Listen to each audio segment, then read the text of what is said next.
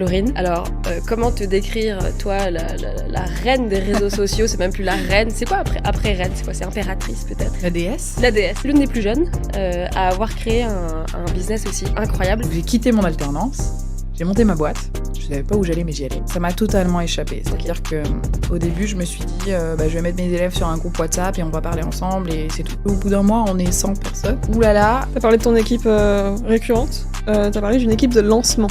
J'ai vu tes yeux briller. On fait plusieurs lancements. On a fait un petit lancement du produit du défi 300 et après on a fait le gros lancement.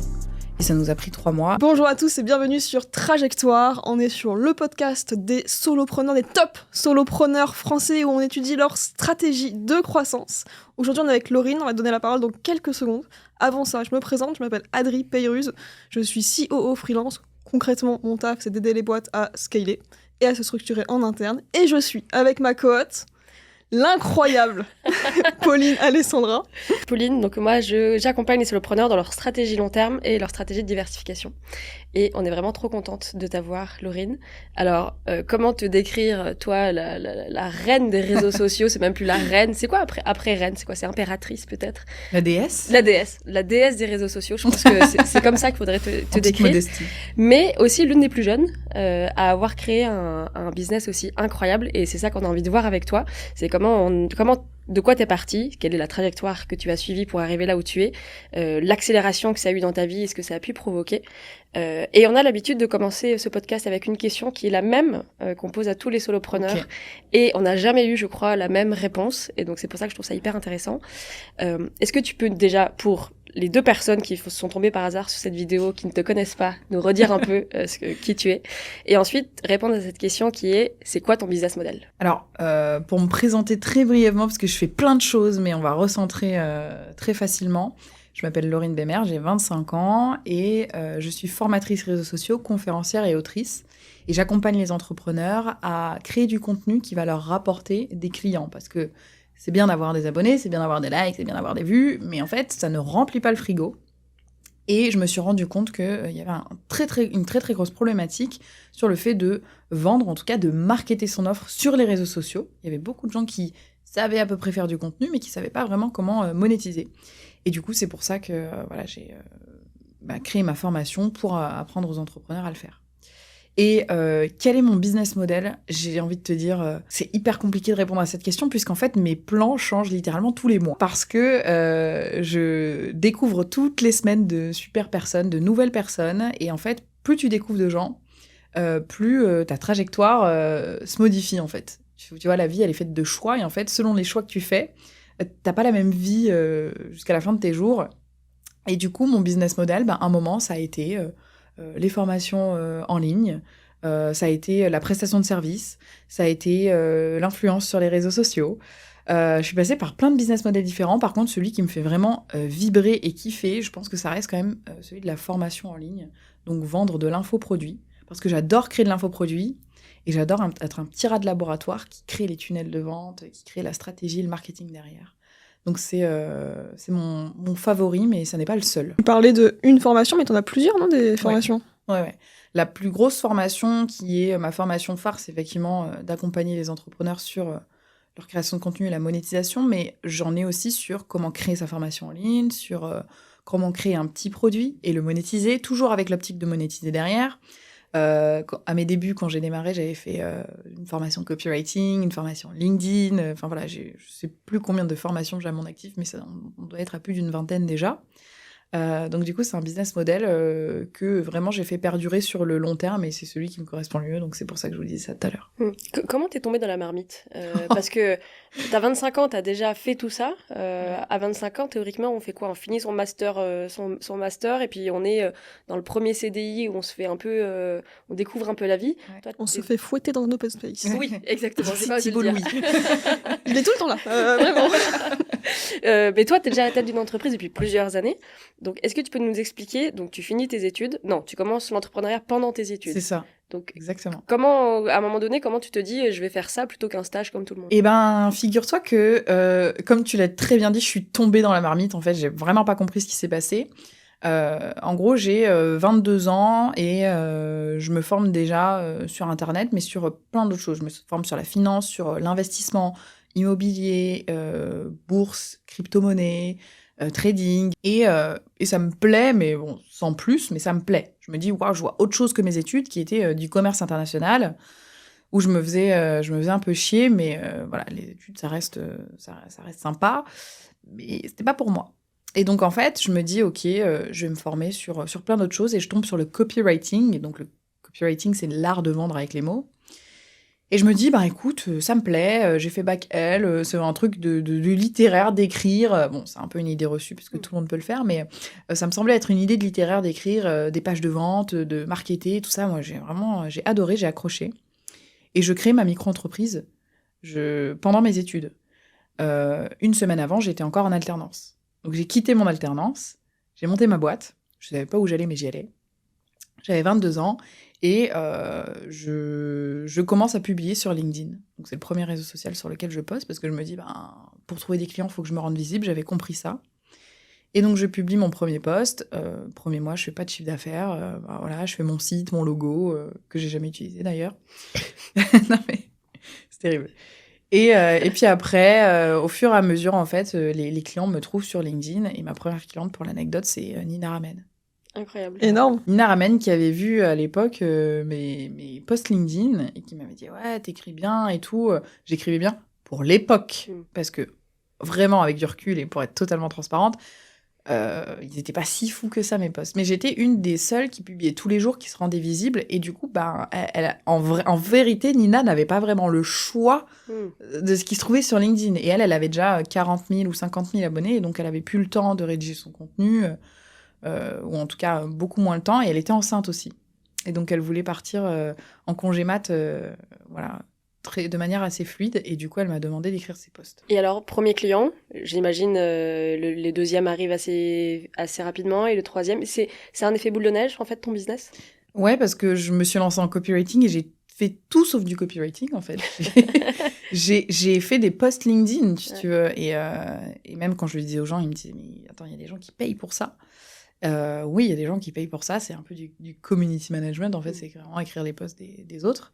Et en fait, les clients ne viennent pas parce que je bosse avec Nina, puisqu'à ce moment-là, je peux pas dire que je bosse avec Nina. Puisque ghostwriter, le but, c'est vraiment d'être en sous-marin, d'écrire le post, tu le livres, et puis la personne, elle le publie depuis son compte à elle. Donc Nina, elle en a pas parlé au début, mais après, elle m'a quand même donné un peu de lumière, enfin un peu beaucoup même, et elle m'a donné, enfin c'est ce qui a fait aussi ma preuve sociale et mon autorité dès le début. Et donc les clients, ouais, ils venaient quand même sans mentionner Nina au début, ils venaient parce que en fait, je me suis dit j'ai réussi à vendre une fois des posts LinkedIn, j'arriverai à en vendre d'autres.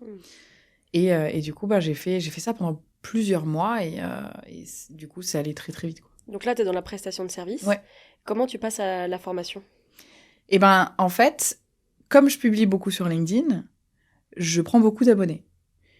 Et par conséquent, les gens le voient. Ils voient que je fais du reach sur mes posts, donc j'ai beaucoup de visibilité, etc. Pour quelqu'un qui vient de démarrer il y a 2 mois, c'est assez ouf. Et j'ai des questions qui reviennent tout le temps en DM. Toujours les mêmes. Et au début, je prends 2-3 heures par jour pour répondre aux gens.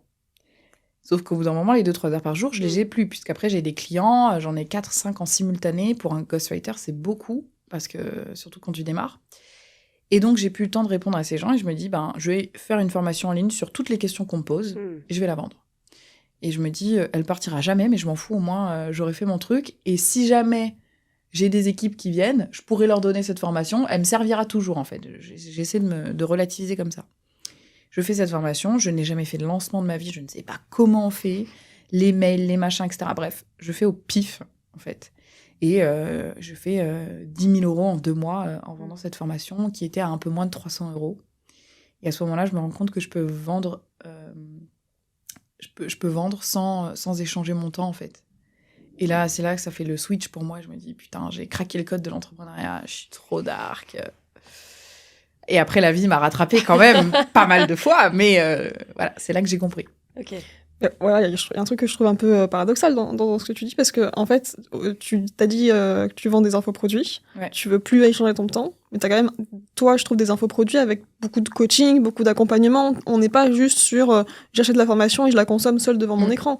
Il y a vraiment une grosse infrastructure, en fait, derrière tes formations. Ouais, alors, quand j'ai fait vraiment mon offre phare où j'accompagnais les entrepreneurs, enfin j'accompagne les entrepreneurs à créer et monétiser leurs réseaux sociaux, à ce moment-là, je me dis, il faut que je fasse une offre irrésistible. Parce que, en fait, dans le monde de la formation, ok, j'ai fait quelques formations entre 80 et 300 euros, mais j'ai pas assez d'autorité. Je me sentais même pas du tout légitime, même si j'avais fait 5-6 formations, quoi, déjà. Et en fait, je me dis, je vais packager mon offre de façon à ce que les gens ils se disent, mais c'est genre no-brainer si je la prends pas. Vraiment, je suis con si je la prends pas, tu vois. Je voulais pas que les gens se sentent cons, mais je voulais quand même qu'ils comprennent que genre c'était un peu la chance de leur life. Et du coup, je package en mettant du temps. Enfin, j'échange du temps, mais en fait, je maîtrise quand même le temps que j'échange, c'est-à-dire que je fais pas de coaching one-one. Je fais du coaching groupé. Ensuite, je m'entoure de coach, donc je délègue quand même un minimum, une partie pour rendre l'offre irrésistible, mais pas moi échanger mon propre temps. Et après, je crois que dans l'offre, c'était tout. Enfin, grosso modo, j'avais une partie aussi où tu pouvais me poser ta question 7 jours sur 7 et je te répondais en gros dans les 48 heures, quoi. Donc oui, ça m'a pris beaucoup de temps, mais c'est ce qui m'a aussi permis de gagner presque 300 avis Google, de me faire une autorité, de faire en sorte que les gens achètent aussi chez moi et qu'ils voient toute la valeur que je peux leur offrir. Donc, ça faisait partie du marketing et ça faisait partie de la stratégie. Aujourd'hui, je ne referai plus un produit comme ça, à moins qu'il soit à 10 000 balles, quoi, tu vois. Parce que ça, tes coachs, tu les as mis direct. C'était pas genre le produit m'a un peu échappé par son succès et donc j'ai besoin de déléguer. C'est de base, je vais les intégrer dans mon pricing pour être sûr que la valeur ajoutée soit la plus haute possible pour mon client. J'aurais aimé penser comme ça, mais non, pas du tout. Pas du tout. En fait, ça m'a totalement échappé. C'est-à-dire que au début, je me suis dit, je vais mettre mes élèves sur un groupe WhatsApp et on va parler ensemble et c'est tout. Je me suis dit, j'aurai 15-20 personnes, ça va être super, etc. Et au bout d'un mois, on est 100 personnes. Donc je me dis, oulala, j'ai des gens qui m'envoient des messages qui me disent, c'est ingérable en fait. Tu pars une journée, tu bosses et puis tu reviens le soir, t'as 500 messages à rattraper, c'est ingérable. Même pour moi, ça l'était aussi. Donc je me dis, on va passer sur une plateforme qui s'appelle Discord et qui permet d'avoir une communauté avec des salons, des canaux différents pour que les gens puissent aller là où ils ont envie d'aller. Donc, je paye un serveur Discord avec des automatisations. Quand tu fais rentrer les gens, ça s'automatise. Il faut qu'ils valident avec une facture, etc. Donc, c'est des frais, mais c'est pas grave, puisqu'en fait, derrière, j'ai l'argent qui rentre. Et à ce moment-là, j'intègre les coachs. Donc, les coachs, au début, quand je vends mon offre, la première fois que je la package, il n'y a pas les coachs. Il n'y a que moi, en fait. Et j'ai intégré les coachs parce que ça m'a totalement échappé. Je n'ai pas su trop quoi faire et du coup je me suis dit je vais rajouter et du coup j'ai trop rajouté aussi, donc c'est aussi l'envers un peu du décor. C'est pour ça que je dis que je referai pas une offre comme ça, mais c'est pas grave, ça m'a appris beaucoup de choses. Aujourd'hui tu as gardé le Discord communautaire mais tu as enlevé le coaching, c'est ça ? Les coachings sont encore accessibles. Par contre maintenant les gens qui rentrent dans Social Hacking, ils sont admis que un an. C'est énorme. Hein. Pour une formation, en général, les gens, ils restent 3 mois, voire 4 mois. C'est vraiment un peu le max. Et après, ils ont eu ce qu'ils avaient à avoir. Et puis, ils arrêtent un petit peu de suivre le truc. Ils passent à d'autres formations. Leur plan change, etc. Donc, ils ont quand même accès à 1 an de coaching sur Social Hacking, avec 4 coachings par mois. Donc, ça fait 1 par semaine. Voilà, ça fait quand même pas mal de coaching, plus le SOS toujours disponible où je réponds aux questions et la formation. Et sur les autres formations que tu as lancées depuis, c'est le même système ? Non, c'est pas le même système. J'ai fait en sorte que les formations s'autosuffisent, déjà parce que c'est pas le même prix, donc c'est normal. Et en plus de ça, parce que j'ai appris j'ai appris plein de choses, ce que j'aimais pas. Ce qui me prenait du temps, ce qui me prenait pas de temps. Et il y a des fois des choses qui me prennent du temps, mais j'aime ça, donc ça me dérange pas. Mais par exemple, le coaching one-one, je suis là, à l'heure actuelle, en 2024, je suis allergique au coaching one-one.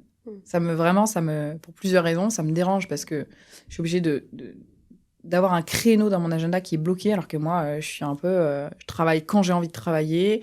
Des fois, je travaille jusqu'à 7h du matin, des fois, je travaille jusqu'à 23h ou des fois 16h et j'arrête. Donc, j'ai pas envie d'avoir un emploi du temps fixe où j'ai mes trucs, etc. C'est comme ça que je fonctionne pour le moment. Et aussi parce que je suis très mal à l'aise avec l'idée d'avoir quelqu'un qui attend une solution de moi, alors que je n'ai ni la science infuse, ni toutes les connaissances pour répondre de la meilleure manière, des fois, aux questions, quoi. Donc plus de coaching. Plus de coaching one-one. Après, ça peut arriver comment dire, dans des offres beaucoup plus high ticket, où j'aurais besoin que de prendre 10 clients à l'année.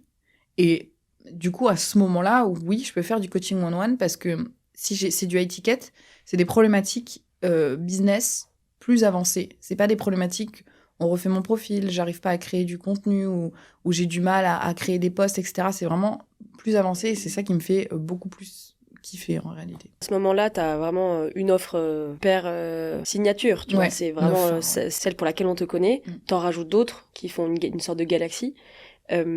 Mais aujourd'hui, t'as pas que ça. T'as le Château des Entrepreneurs, Oui. t'as un livre qui est sorti récemment, on te voit de plus en plus en conférence. Comment tu gères ce glissement de infopreneuse, tu vois, formatrice, à maintenant vitrine, chef d'entreprise, avec quelque chose qui tourne parfois sans toi? Comment t'as fait ton système de... Alors déjà, qu'est-ce que ça fait pour toi en tant que personne quand on a, encore une fois, 25 ans et que tu es en train d'avoir cette trajectoire hyper accélérée? Comment tu organises tes journées et après, comment tu organises ton business? Alors, qu'est-ce que ça fait? C'est incroyable de savoir que t'as la trésor qu'il faut pour te dire, même si pendant 1 an, je rentre pas de chiffre d'affaires, je peux payer mes équipes, je peux continuer de faire vivre mon entreprise et de vivre. Ça, c'est vraiment... En fait, quand t'es pas dans le manque et quand t'as ce qu'il faut, tu prends des décisions beaucoup plus éclairées. Parce que quand t'es dans le manque et dans l'urgence, tu vas faire de la merde. Moi, ça m'est arrivé, hein, mes débuts et tout. Enfin, vraiment, tu fais de la merde, t'es stressé, t'es aigri, voilà, t'es pas dans un bon mood. Et c'est compréhensible parce que l'humain a peur, tu vois, du manque. Et je le comprends totalement, mais du coup, moi, c'est pas le cas. Et j'ai de la chance parce que j'ai travaillé parce qu'il y a eu un facteur chance, parce que, bon, bref. Et comment j'organise mes journées, comme je te disais tout à l'heure, il n'y a pas d'organisation de mes journées, c'est-à-dire quand j'ai des rendez-vous fixes, comme là, on est en train d'enregistrer un podcast, je sais que j'ai le podcast, mais c'est pas comme un coaching one-one où vraiment, je pense que je me suis mis la rate au courbouillon un peu avec les coachings one-one, et il y a un truc qui fait qu'il y a une barrière. Mais les podcasts, j'adore faire ça, les conférences, j'adore faire ça, j'adore aller à la rencontre des gens, même si, ce que je disais à Adri tout à l'heure, je suis vraiment une grosse éponge émotionnelle et que c'est très difficile pour moi de faire une soirée, networking, etc. et de pas être lessivée à la fin de la soirée. Vraiment, mon corps réagit, j'ai mal à la tête, j'ai mal au sinus, tu vois, tout là, ça part et ça revient dans le crâne et tout. Enfin, j'ai une capacité de batterie sociale qui est assez faible, mais ça me fait pas chier d'être là, tu vois. Parce que j'aime les gens, parce que j'aime discuter avec eux, parce que créer du lien, ça n'a rien à voir avec ce que je fais sur les réseaux sociaux. Et que c'est une autre façon aussi d'amener un autre public, de montrer aux gens que ce qu'ils voient sur les réseaux, c'est peut-être pas forcément la vraie vie à 100%. Et que si tu veux avoir ton vrai point de vue sur moi, viens me voir en fait, et viens, on parle, et on discute. Et en général, ça fait beaucoup switcher les gens sur... plein d'erreurs que j'ai faites dans le passé, un marketing agressif que j'ai eu, peut-être des choses que j'ai dit qui ont blessé les gens, je sais pas, tu vois, mais plein de choses où les gens se disaient « Ah, je te pensais pas comme ça ». Et c'est ces phrases-là qui me disent « Je te pensais pas comme ça » qui font que j'ai envie de continuer d'aller voir les gens et d'aller les rencontrer. Et c'est pour ça qu'avec Alice, mon associée, on a décidé de créer le Château des Entrepreneurs qui va, dans un château, faire participer des entrepreneurs sur leur business et sur du networking, du réseautage, pour qu'ils comprennent vraiment l'enjeu de qu'est-ce que c'est en fait aller à la rencontre des gens, et des gens qui ont les mêmes objectifs que toi, ou en tout cas des objectifs similaires. On est sur la liste d'attente avec Vous êtes sur la liste d'attente? Bien sûr. Bien sûr. Si jamais il y a moyen d'avoir l'info 1 heure avant pour être sûr d'avoir des places, on est chaud. Franchement, la liste d'attente commence à y avoir des gens. Là, en 2 semaines, je crois qu'on a fait 500 personnes en liste d'attente. Ouais. Et c'est pour combien de personnes Alors, le château, en fait, ça dépend. On va avoir entre 30 et 50 personnes, potentiellement, tu vois. L'idée, c'est de pas non plus prendre trop de monde, puisque nous, on veut quand même pouvoir échanger avec chacun d'entre vous au château. Et du coup, on est encore en train de réfléchir là-dessus sur combien de personnes est-ce qu'on prend. On ne fera pas des events à 150 ou 200 personnes, à moins que ce soit des conférences, mais du coup, ça, c'est pas du tout pareil que le château des entrepreneurs. Mais voilà, on veut quand même pouvoir garder cette proximité avec les gens. J'ai l'impression que c'est une trajectoire assez naturelle. Tu commences avec un produit, en fait, ton produit devient une vraie société, la société se structure de l'intérieur, on va en parler juste après. Et c'est comme si, ça y est, tu sais, t'avais atteint le seuil de tranquillité, de rentabilité, t'as de la trésorerie, t'as une forme de sérénité que t'as envie de transmettre. Et du coup, tu deviens presque formateur d'entrepreneurs, entre guillemets, ou coach d'entrepreneurs. Et de plus en plus, j'ai l'impression qu'on le voit, ça t'as passé l'échelle, et le jeu suivant, c'est maintenant, je vais aider ceux qui sont encore en train de monter cette échelle-là, à les faire grandir, les faire grossir, les aligner aussi parfois sur leur business. Et c'est exactement ça, parce qu'en fait, quand tu crées après soit des nouveaux produits, soit des nouveaux projets, tu les fais vraiment purement avec le cœur. Moi, au début, il n'y a rien qui me disait je vais kiffer faire des formations en ligne ou je vais kiffer faire du coaching. Et j'ai essayé plein de trucs et le coaching m'a pas plu, donc j'ai arrêté. Les formations en ligne, ça m'a plu, donc j'ai continué. Mais si tu veux, il faut tester plein de choses, voir ce que t'aimes. Et une fois que t'aimes, déjà, ça se ressent, donc les gens le ressentent.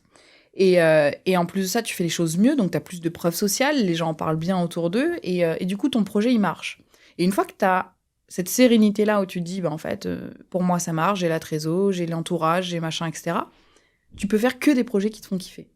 Et je suis sûre que je vais être amenée à faire des projets qui vont me rapporter zéro, qui vont même me faire perdre de l'argent, mais qui vont me faire kiffer et vibrer. Et ça va me rapporter peut-être pas de l'argent directement, mais des contacts qui vont me rapporter d'autres contacts, qui vont faire que je vais avoir peut-être un client à 10 000 euros, j'en sais rien, tu vois. Et c'est pour ça que maintenant, et c'est toujours plus facile de le dire quand t'as l'argent, t'as la trésor et que ta boîte, elle est en bonne santé, même si cette année, je suis en négatif, tu vois. Alors que l'année dernière, j'étais en méga ultra positif, mais cette année, je serai en négatif parce que j'ai investi, mais c'est pas grave. Et c'est toujours plus facile à dire quand t'as la trésor, tout ça, mais je pense que le premier point, c'est trouver un truc que t'aimes et continuer de le faire. Ça sert à rien de s'entêter dans... Oui, il y a des trucs qui marchent, mais il faut allier trucs qui marchent avec trucs que t'aimes. Parce que sinon, en fait, tu vas droit dans le mur et t'es pas serein. T'es jamais serein. C'est quoi, toi, ton objectif, la raison d'être, ce qui fait que tu te lèves le matin, tu vois, mais sur le truc que tu vas garder 10 ans, en fait? Moi, c'est égoïste et à la fois pas égoïste, mais c'est mes parents. J'adore accompagner les entrepreneurs que j'accompagne, mais ce serait méga mentir de dire je le fais absolument pour tous les entrepreneurs, je le fais. J'ai envie de voir les gens s'élever parce que ce que je fais avec Alice, depuis que j'ai rencontré Alice, je vois comment elle élève les autres autour d'elle, je vois comment elle est ce moteur, etc. Et ça me fait vraiment vibrer. Donc je dirais que c'est la motivation numéro 2. Mais la motivation numéro 1, c'est mes parents. En réalité, on a tous quelque chose un peu un why un peu égoïste au fond de soi. Juste que les gens le disent pas. Moi, je le dis. Mais voilà, il y a mes parents et il y a voir s'élever les gens. J'ai fait passer des gens de 0 de chiffre d'affaires à 5 000, à 10 000, à 15 000, à 20 000. J'ai fait passer des gens de 3K à 6K, ce qui est doublé pour eux, ce qui est énorme. Et c'est ça qui me fait vibrer. C'est d'une part me dire que je mets mes parents à l'abri, tranquille, tout ce qu'ils m'ont donné toute leur vie, je vais pouvoir leur rendre, tu vois. Et c'est pas que par l'argent, c'est le souvenir qu'on va garder quand on va aller en vacances, le fait de pas galérer quand t'as une voiture qui est en panne, tu peux aller, tu vois. Et on n'a pas tous cette chance-là. Donc vraiment, ouais, mes parents me dire, c'est bon, jusqu'à leur fin de vie, que je lui souhaite la plus longue vie, ils sont tranquilles, et mes clients, et ensuite moi. Parce que moi, je n'ai pas l'impression... Enfin, ma vie que j'ai là me va très bien. J'ai pas l'impression de vouloir aller chercher plus tout le temps. J'ai pas envie d'aller à Dubaï. J'ai pas envie de... Voilà, quoi. Je suis hyper d'accord avec toi sur le fait que je pense qu'on a tous un peu moi, ce que j'appelle un dark why. Ah ouais. Mais 100%, tu vois. Ce serait quoi le tien ? Moi, je voudrais... Moi, je pose toujours la question à l'inverse. C'est si je gagnais au loto, est-ce que je ferais ce que je fais ? Et la réponse est non. Et donc, waouh, c'est méga... c'est ouf de dire ça en podcast, là. Mais parce qu'en fait, je le fais parce que j'ai envie de gagner de l'argent. Et donc, du coup, si je peux trouver la manière la plus cool et la plus intéressante et la plus stimulante de gagner de l'argent, je l'ai trouvé, c'est ce que je fais maintenant. Mais demain, je gagne 1 milliard d'euros. je fais pas ça. Je, Ok. je jouerai du violoncelle. En fait, moi, j'ai une curiosité dévorante qui fait que j'ai envie d'aller tester plein de trucs. Donc, j'irai apprendre, mais tu sais, genre de manière un peu brutale, faire des trucs gratuits. Devenir super forte en violoncelle, devenir super forte en danse. Mais pourquoi Mais parce que j'aime ça. Parce que moi, mon levier numéro 1, c'est l'apprentissage. T'as pas de Dark Why. Bah, c'est un dark wide, c'est hyper Si, en égoïste, vrai. tu vois. Je sers à rien pour la société. C'est Parce que ses clients vont venir demander pourquoi tu fais ça, elle va pas dire pour vous élever, Ok, tu vois. je vois ce que je veux l'idée. dire. Ouais, je le vois fais parce l'idée. que j'ai besoin d'argent. Et j'ai besoin d'argent pourquoi? Parce que j'ai envie de faire plein de trucs à côté, d'avoir du temps, etc. Ok. Mais c'est ce que tu dis, c'est Oui. hyper égoïste. Mais Oui, mais bon, après, alors c'est hyper égoïste, ok, mais tant que c'est fait de la bonne manière, Ouais. dans le respect, que tu donnes vraiment des résultats à tes clients, Exactement. c'est ok, tu Ouais. vois. Enfin, genre vraiment, Exactement. moi, je vois pas d'inconvénient. Mais moi, je le dis parce que en podcast, je vois rarement des gens dire ah bah, c'est pour moi, pour machin, etc. Tout le monde dit c'est pour mes clients parce que moi, je veux les voir s'élever, etc. Bien sûr qu'il y a une jubilation à voir les gens à qui tu donnes une méthode exploser, tu vois. Bien sûr. Comme toi, quand tu as accompagné Thibaut sur son lancement des templates. Enfin, mais je veux dire, ok. Mais le vrai why, c'est quoi le tien? Ton dark why? Oui, ouais, je le trouve du coup dark. Ouais, c'est pour l'instant c'est de gagner. Il y a un truc un peu revanche, un peu énervé en fait aujourd'hui. Ok. Moi, je trouve pas ça dark. Ah ouais. C'est une revanche. Revanche sur la vie, revanche sur un Il y a parcours. un peu un côté ouais un peu énervé en mode vous y avez pas cru mais Ouais. je suis là quoi. Enfin je vais être là même plutôt parce que pour l'instant je suis pas encore où je veux être mais ouais. Tu veux prouver. Ouais, là ouais pour l'instant j'ai besoin de prouver. J'étais, il y a 2 ans, j'étais dans le même cas. Et je l'ai dit, je sais plus si c'était en post LinkedIn ou dans un autre podcast, mais je l'ai dit. Je voulais prouver, ou c'était en story Insta, j'ai dit, je voulais prouver, j'avais besoin de prouver. De montrer que j'étais capable, de montrer que vous aviez tort, de montrer que ceux qui croyaient pas en moi avaient tort. C'est un concours d'ego, quoi, tu vois. Ouais, Mais avec moi-même, hein. Ouais, c'est ça. Je pense que c'est très lié aussi au fait que vous avez commencé par l'entrepreneuriat. Parce que Ouais. moi, j'ai pas fait ça. Par contre, j'ai passé toute ma carrière corporate à prouver. Tu vois, j'ai Mmh. bossé pour des grands directeurs. J'ai bossé pour un directeur général d'un des grands groupes. J'ai bossé pour un ancien ministre. Chaque fois, je bossais pour quelqu'un, je me disais, ok, c'est quoi l'étape d'après, tu vois. Mais du coup, c'était statutaire. J'allais bosser pour le mec ou la nana la plus puissante à laquelle je puisse accéder. D'accord. Donc, quand tu as accès à un réseau d'un ministre, tu te dis, ok, mais en fait, la vie est complètement différente. Enfin, moi, j'ai vécu des trucs de ouf avec lui, c'était génial. Mais je sais que je l'ai fait pour de mauvaises raisons, qui étaient des raisons d'ego. Et quand j'ai commencé dans l'entrepreneuriat, j'ai quand même coché des listes, tu vois, égotiques, de qu'est-ce que j'ai accompli. Genre quoi? Bah, tout ça. Ok. J'ai bossé Ah pour oui, des gens d'accord. incroyables, j'étais dans des lieux incroyables, j'ai serré la main des gens incroyables, mais pas parce que c'était pas moi, tu vois, je profitais du rayonnement, j'étais proche du soleil, et plus t'es proche du soleil, plus t'es réchauffé, quoi, tu vois. Bien sûr. Et ça coche des cases. Et après, moi, j'ai fait des grandes études, mon doctorat, enfin, toi, c'est des cases que j'ai cochées ok, j'ai accompli des trucs, et me lancer dans l'entrepreneuriat, c'était recommencer à zéro, quoi, t'es rien ni personne, ton ego est remis, mais j'ai ce bagage qui fait que je me dis, ok, je me suis quand même prouvé déjà plein de trucs, quoi. Donc, Ouais, mais tu vois, moi, je pense que j'avais le truc avant je voulais prouver aux autres. Et donc, tout ce que j'ai fait, les grandes études et toutes ces conneries, c'était pour le regard des autres. Et là, je suis plus dans un truc de prouver à moi. Et donc, je cherche un peu mes limites, quoi. Ouais, ok. Je sens que je cherche mes limites sur le plan pro, sur le plan... j'ai fait un marathon récemment, c'est Ouais. juste...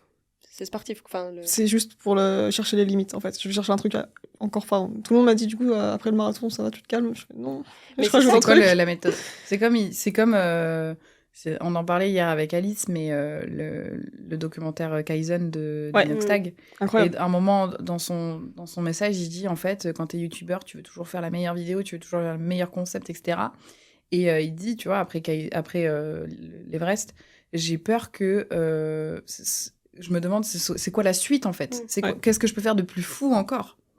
Et au bout d'un moment, enfin, t'as des trucs qui bloquent. Donc, en fait, des fois, après, tu pars dans des concours d'ego et tu fais les choses pour les mauvaises raisons. Ouais. Et moi, du coup, je me suis plantée. Après, je me suis fait arnaquer 70 000 euros. Bref.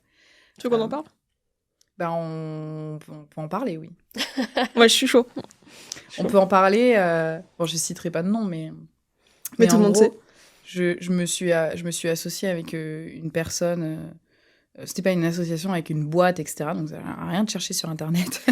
C'était une association sur un produit. Et Je vais faire attention aux mots que j'utilise parce que je veux pas faire de diffamation ou quoi que ce soit, mais en gros, cette personne-là, je ne le savais pas à ce moment-là, mais venait pas me chercher pour les bonnes raisons.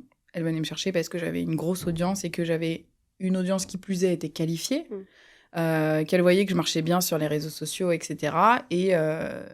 Et cette personne avait perdu un petit peu de sa lumière depuis des années. Et malheureusement, moi, comme j'étais un bébé entrepreneur, ça faisait 1 an et demi que j'étais là, je la connaissais pas, cette personne. Et du coup, en fait, j'ai fait confiance un peu aveuglément, puisqu'on me l'a aussi recommandé. Donc, recommandation plus, je connais pas le background, j'y vais. Et j'étais encore dans mon concours d'ego en me disant, c'est super, des gens que je vois plus haut que moi s'intéressent à moi. Donc, ça veut dire que déjà, je vais apprendre plein de choses. Et en plus de ça, je pèse, en fait. Ma grande, si t'avais su. Et en fait, bon voilà, j'y suis allée les yeux fermés, j'ai rien vu venir. Et puis après, ça, non seulement je me suis fait arnaquer de l'argent, mais en plus de ça, ça a entaché ma réputation et ça m'a foutu en dep pendant bien 2-3 mois où je m'en suis sortie toute seule parce que je voulais pas aller voir de psy, parce que je voulais pas en parler, parce que j'avais honte et parce que j'avais l'impression que c'était ma faute aussi.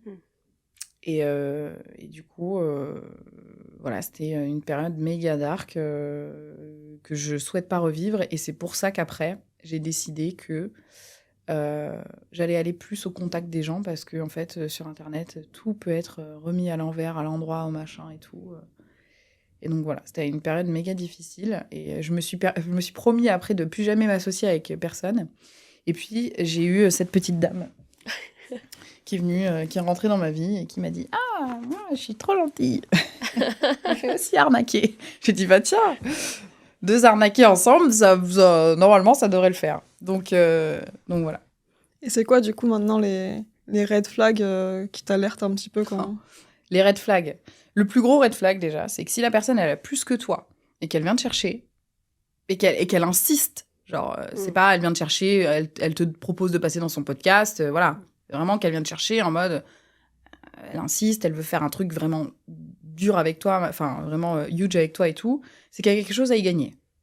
C'est pas compliqué. Il faut arrêter de croire que tout le monde est des bons samaritains, tout le monde fait les choses parce que machin et tout. Il y en a, comme Alice, elle donne le bon Dieu sans confession à tout le monde, elle donne beaucoup. C'est la seule personne que j'ai jamais rencontrée qui est comme ça d'ailleurs. Mais voilà, c'est 0,001% de la population. Donc ça, c'est le premier red flag. Ensuite, le deuxième red flag, c'est la manipulation psychologique. La manipulation psychologique, c'est les gens qui veulent toujours vous pousser à aller chercher le pourcent en plus, toujours vous dire que faut jamais abandonner, même si t'es fatigué, t'abandonnes pas, même si... Tu sais, ces discours un peu inspirationnels débiles où tu dis, mais en fait, je vais mourir là, tu vois, je vais crever. Les gens qui t'instrumentalisent, qui profitent beaucoup de ta visibilité ou du réseau que tu as, ou je sais pas, de l'endroit que tu as, ça peut être un studio, bref. Tout ça, on ne le voit pas au premier regard, mais il faut quand même prendre du recul. Et moi, maintenant, à chaque fois que quelqu'un m'approche, je me dis, OK, qu'est-ce que cette personne elle a gagné ? Et c'est pas un truc égoïste en disant... Moi, je suis meilleure, donc qu'est-ce que moi, je vais pouvoir lui apporter, donc qu'est-ce que cette personne a à gagner avec moi ? C'est juste, je suis parano, en fait. Je me dis toujours, pourquoi moi ? Pourquoi pas d'autres ? Il y en a plein qui sont meilleurs que moi, qui gagnent plus, qui sont plus gentils, qui sont mieux, j'en sais rien. Donc pourquoi moi, en fait ? Donc toujours se poser cette question. OK, on entre dans un cercle, on se dit toujours, maintenant, je vais choisir mes relations. Mais c'est pas plus mal, en fait, en réalité, dans le monde du business. Parce qu'il y a des requins, il y en a tellement plus que ce qu'on croit. Et cette période-là m'a appris beaucoup. Et maintenant, j'arrive à voir un petit peu... Je suis pas totalement rodée à 100%, mais maintenant, je vois. La manipulation et tout, c'est ouf. Je trouve ça hyper intéressant, le fait de se demander pourquoi les gens viennent nous chercher, en fait. Je pense qu'il y a aussi parfois un exercice de communication transparente à faire. En mode on met sur la table de pourquoi moi j'ai envie de bosser avec toi, ce que je vais en tirer, et toi pareil, mets-le sur la table et puis on voit après. Enfin, je fais un peu le parallèle sur notre collab. On a décidé de lancer un podcast ensemble alors qu'on s'était vu une fois et qu'on se connaissait clairement. Et en fait, je pense que c'était assez clair ce qui avait ce que moi je pouvais tirer de toi, et toi peut-être voilà, parce que on est juste très complémentaires, très différentes, avec des approches complémentaires quoi. Pour l'anecdote, j'avais demandé moi à cette personne, hein, parce que pourquoi moi en fait, qu'est-ce qui avait attiré? Bah, parce que t'es jeune, t'es ambitieuse, mais surtout parce que j'ai envie de te prendre sous mon aile, j'ai envie de t'aider. Ouais, oulala. Ça c'est le red flag. Ça, ouais, Ok. il est là le red Ouais, flag. mais en fait, moi, je suis en mode, ok, la personne Ok. me sort son violon, machin, voilà, moi j'y crois, quoi. Et donc, c'est pour ça qu'on revient toujours le dark why, qui est, les gens ont jamais envie 100% d'oser. Ou alors, c'est que eux-mêmes, ils en ont plus rien à foutre, quoi. Genre, des gars ou des meufs qui ont des millions sur le compte en banque et ils sont plus dans l'urgence, ils sont plus dans l'envie, tu vois, ils sont plus dans la jalousie, c'est bon, ils ont assez pour vivre, ils ont assez pour faire tout ce qu'ils veulent, leurs plus grands rêves, leurs plus grands délires. Oui, mais si t'as des gens qui sont dans l'urgence, mais en fait, tu sais pas parce que t'es jamais sur le compte en banque des gens, t'es jamais dans la vie des gens, tu vois, donc en réalité, tu peux pas savoir. Mais attention à ceux qui vous forcent là, la main, qui reviennent vers vous plusieurs fois, etc. C'est qu'ils ont forcément un truc à vous prendre. Mais c'est pas forcément mauvais, du coup, tu vois. Parce que tu peux avoir un intérêt commun, donc c'est ok. Mais attention à ce que ce soit gagnant-gagnant.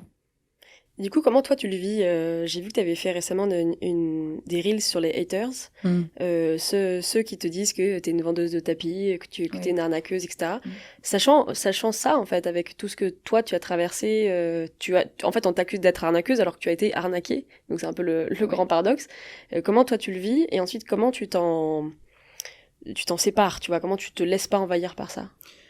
Alors, les gens qui me disent ces mots-là, qui sont relativement blessants, mais qui sont pas du tout la vérité, c'est des gens qui sont pas clients chez moi.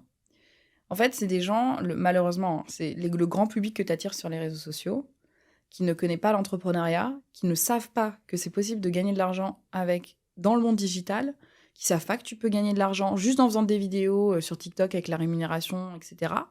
Ces gens-là, moi, je me mets à leur place et j'étais comme eux il y a 4 ans. Je ne comprenais pas comment les créateurs de contenu gagnaient leur argent. C'est flou pour moi, etc. Et j'avais pas capté que tu monétisais des produits, que c'était des entreprises comme un Ikea ou un McDo qui vend une presta ou un service, tu vois. Et du coup, ces gens-là, pourquoi ils disent ça? Parce qu'en fait, ils voient des sommes astronomiques, parfois des sommes que même eux, dans toute leur vie, feront probablement jamais ou mettront jamais de côté.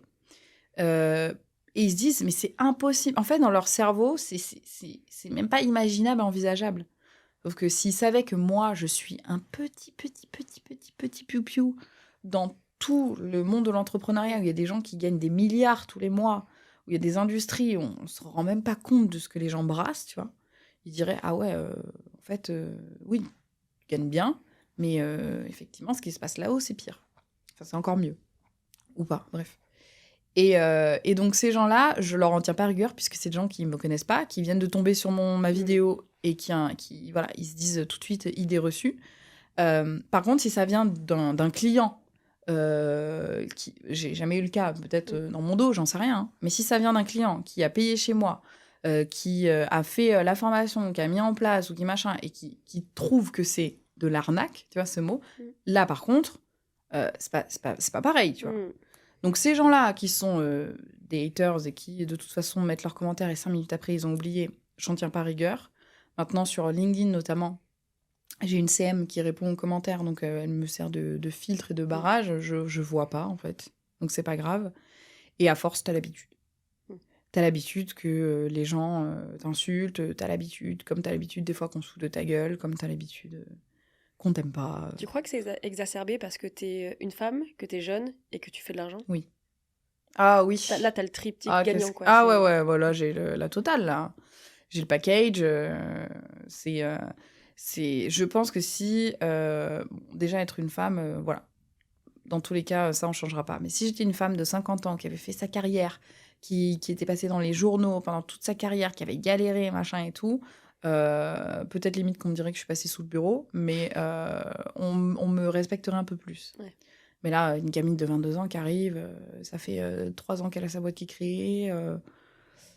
En fait, on te reproche de pas galérer alors qu'il y a plein de gens qui galèrent en ce moment. Ouais, c'est ça. En gros. C'est ça. Mais la vie est injuste par définition, c'est-à-dire que moi, j'ai eu la chance de naître en France, dans un pays où on a la sécurité sociale, où on a les soins, où on a des écoles, on a l'eau potable au robinet, parce que c'est pas tous les pays, faut quand même préciser.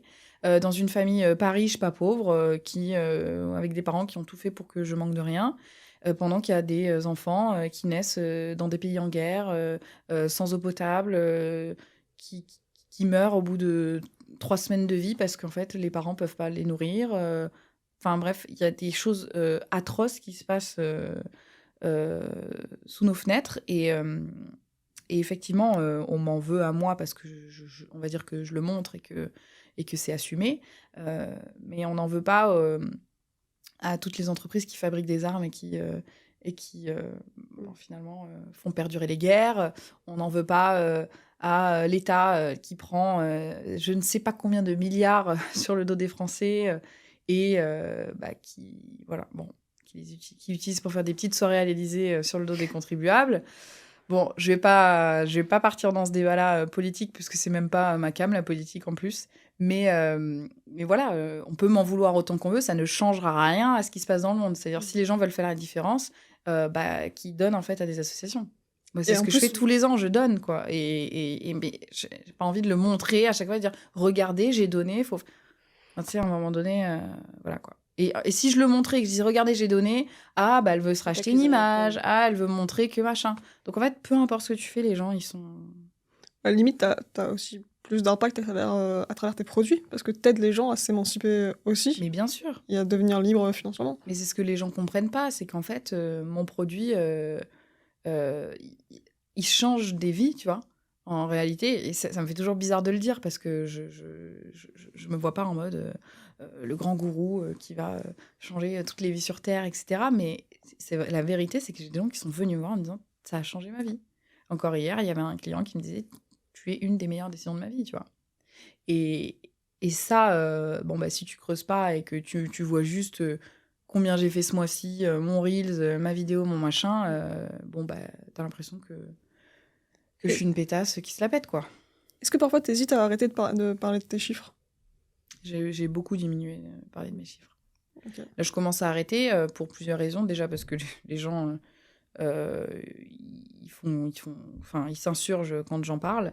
Et la deuxième raison, c'est parce que plus tu montes tes chiffres, plus tu es sujet à des contrôles fiscaux. C'est pas que j'ai peur du contrôle fiscal, c'est qu'en fait, si tu veux, ma compta, elle est carrée. J'ai une assistante pour ça, une experte comptable. Moi, je repasse dessus, donc il y a rien, tu vois. Et vraiment... des trucs qu'il y a plein de gens qui font passer en frais, moi je les fais passer en perso, enfin genre je paye avec ma carte et tout, tu vois.